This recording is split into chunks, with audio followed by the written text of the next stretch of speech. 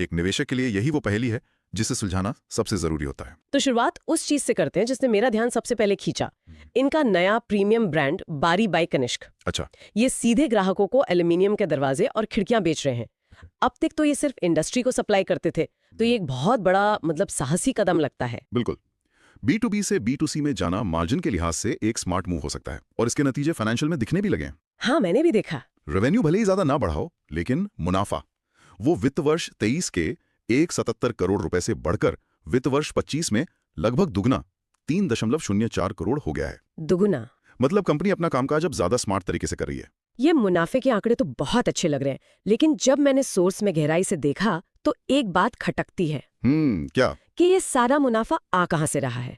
पता चला कि कंपनी की 83% से ज्यादा बिक्री सिर्फ 10 ग्राहकों पर टिकी है। सिर्फ 10? तो क्या ये नया B2C ब्रांड एक ग्रोथ की रणनीति है या फिर इस भारी निर्भरता से बचने की एक कोशिश?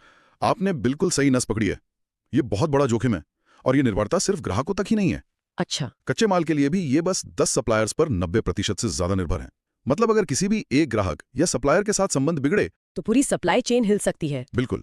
और एक और चिंता की बात है जो मुझे दिखी, कंपनी का ऑपरेटिंग कैश फ्लो नेगेटिव है। हाँ।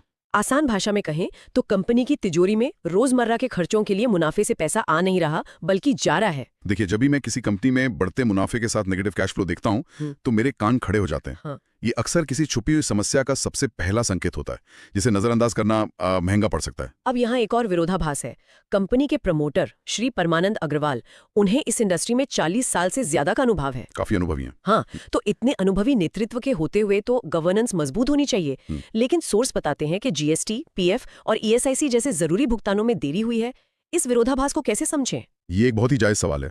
अनुभव एक बात है और रोजमर्रा के काम में अनुशासन वो दूसरी। सही बात है। इसके अलावा प्रमोटर ग्रुप की कंपनियों के साथ भी काफी लेन देन हुआ है, जैसे फैक्ट्री की जमीन किराए पर लेना या ब्रांड नाम लाइसेंस पर लेना। तो इससे हितों के टकराव का सवाल खड़ा होता है। बिल्कुल होता है। लेकिन क्या ऐसा भी हो सकता है कि प्रमोटर ग्रुप से ही जगह किराए पर लेना बाजार से ज्यादा सस्ता और आसान हो सकता है ये मजबूरी का फैसला हो, गवर्नेंस की कमी नहीं? हो सकता है, बिल्कुल हो सकता है। लेकिन एक निवेशक के नजरिए से देखें तो ये हमेशा एक रेड फ्लैग होता है। पारदर्शिता की कमी भविष्य में बड़ी समस्याओं को जन्म दे सकती है।